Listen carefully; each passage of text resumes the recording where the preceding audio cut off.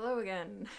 Welcome to I tried to guess Weekend Update jokes because I think Weekend Update is bad and anyone can guess the jokes. I'm Kara Minix. I changed the format slightly this week. Structure. If you want to hear more about that, I'll talk about it at the end. But otherwise, here are tonight's top stories. The Senate Judiciary Committee spent most of this week in confirmation hearings for Supreme Court nominee Judge Amy Coney Barrett. If you don't want to think about politics, just watch any episode of Law & Order SVU to see a bunch of people interrogate some white lady. I have already made the greatest Amy Coney Barrett joke that I will ever make. Maybe the greatest joke that I will ever make about any subject. She is a staunch conservative who believes in strict constructionist reading of the Constitution. It should be very interesting when Judge Barrett has to explain to her two adopted children that, together, they're only 1.2 people. But we're going to try to make some more anyway. During Wednesday's hearing, Judge Barrett was unable to name all 5 freedoms guaranteed by the First Amendment. She listed speech, press, religion, and assembly, leaving out the right to petition the government for a redress of grievances. Redress. I don't know. Also known as protest. You know, what you do when Applebee's runs out of ranch dressing. The irony is that a Republican senator, Ben Sasse, asked her the question, meaning for it to be an easy answer. Much like 8th graders around the country, Judge Barrett struggled with it nonetheless. She fared much better with questions from other Republicans, such as, how many kids do you have? Are you a judge? What color is the sky? Senator Sasse then asked her another softball question. Why did James Madison cluster those 5 freedoms together? Barrett once again did not know the answer. For someone who claims to be so beholden to the Constitution, she sure seems unfamiliar with it. That's like if someone asked, what do Fred, Daphne, Velma, Shaggy, and Scooby have in common, and you didn't automatically say impeccable fashion, mediocre crime-solving abilities, and hating Scrappy-Doo. Oh, I forgot about this joke. This joke is pretty aggressive. Speaking of mysteries, Judge Barrett dodged most of the questions asked by Democratic senators to ensure we're all very unclear about where she stands on major issues. Joke's on her because us average Americans can only assume rich white Catholic ladies love abortions, gay marriage, and premarital anal, because it doesn't count. Barrett refused to endorse a peaceful transfer of power should Trump lose the election. All these people keep talking about peaceful transfer of power as if it's possible not to have that. What's Trump gonna do, chain himself to the Resolute desk and refuse to leave come January? The White House has been burned down before. Who's to say it can't happen again? Honestly, it makes sense that Judge Barrett refused to answer so many questions about actual policy issues, considering her views differ from those of most Americans on abortion, same-sex marriage, the climate, and healthcare. The last time someone disagreed with the American people so much, we elected him president. Oh god. She even claimed that she's not personally homophobic while referring to sexuality as sexual preference, implying that it's a choice. A sexual preference is wanting to keep your shirt on and only doing it on Saturdays at 10, not what gender or genders you're attracted to. Honestly, she should have just said, I have one gay friend even though I refuse to touch him, and it would have been better. Judge Barrett did actually answer some questions during her hearings. Republicans mostly asked her about her resume, faith, and family, rather than the lasting impact of her confirmation. Which makes sense. The Supreme Court is a lifetime appointment, potentially up to 40 years for Barrett, but most Republicans are going to die in the next 10 years, if not the next 10 months from COVID, so who cares about the future? In the end, the American people learned about as much about Judge Barrett during these hearings as was written on her notepad. In sports news, Rafael Nadal beat Novak Djokovic at the French Open, tying the record for men's Grand Slam singles titles. Ironically, the record is double digits. The Los Angeles Lakers won the NBA championship last weekend, making it the Lakers' 17th title and LeBron James' 4th title. Sometimes I wonder if he gets sick of winning all the time. Like, is it even fun anymore when you don't even have to try? It's like when Ken Jennings plays Jeopardy! Only a computer can beat him. Is there some sort of basketball robot that we can stick on LeBron James and see what happens? The World Series is coming up this week. With more on this, here's Big Papi. That's when Kenan Thompson rolls in. as Big Papi, and I interview him. And he says lots of things. Like, oh, and then he talks about foods and drinks that he's promoting. Princeton University has agreed to pay more than $1 million in back wages to female professors after a review found disparities in compensation. If men think they can make me forget hundreds of years of misogyny and patriarchy with $1 million, they're absolutely correct. Alternative joke.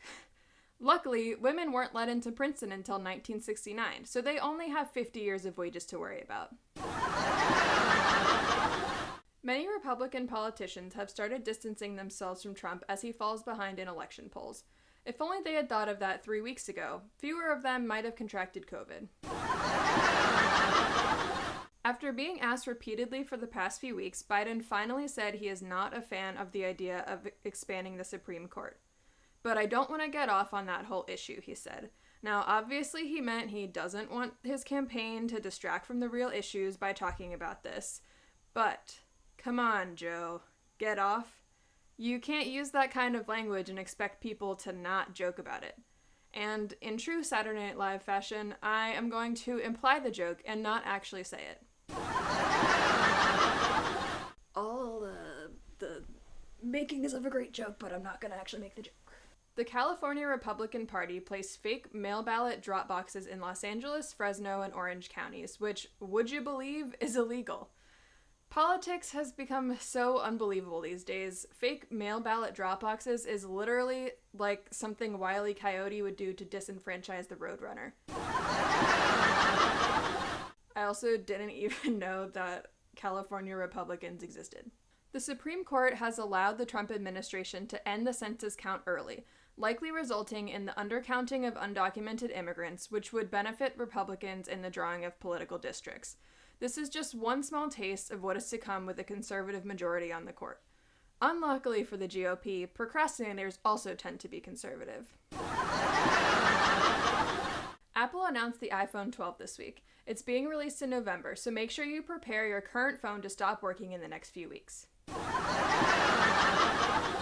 I saw a headline that said the new iPhone has new colors, and I immediately assumed, oh, of course, Apple has discovered a new color on the visible light spectrum. Obviously, they meant the phone comes in new colors, but yeah. The University of Florida football team has postponed their next game after 20 players contracted coronavirus. There have been 37 positive diagnoses on the team since the players came back to school in May.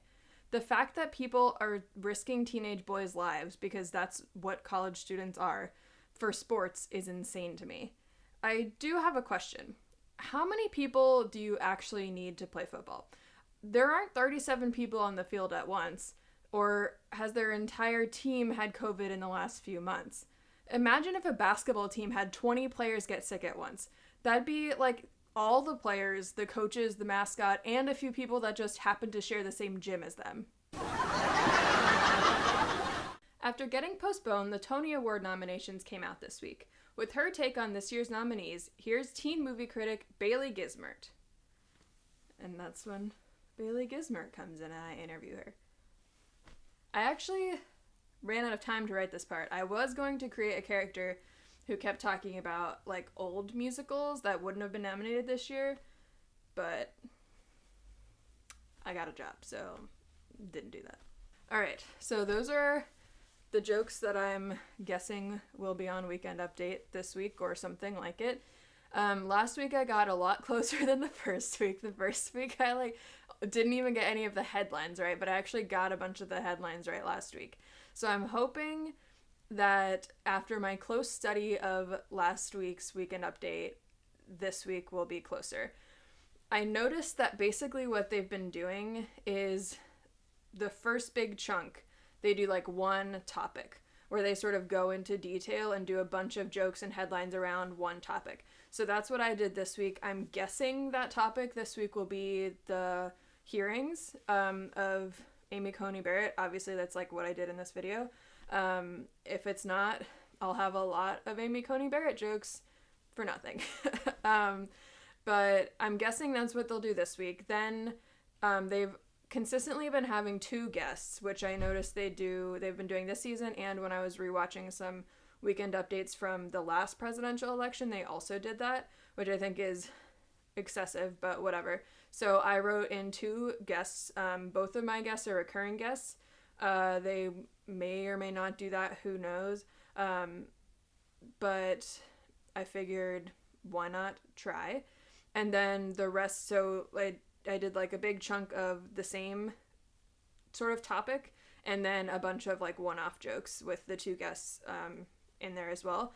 And hopefully that's what they do tonight. I don't know, we'll see. I'm not planning to watch this time. So I don't know. If you know me, send me a text if they do any of these jokes. But yeah, I'm feeling more confident about this week than the other ones, because I think at least the structure is right. But yeah, thanks for watching. Let me know if you have any suggestions, comment below. Yeah. This is like kind of hard to do when you don't have a whole staff working for you. So I guess that it has made me appreciate having to do this every single week. It's like a pain. But yeah, thanks for watching. I guess that's the end.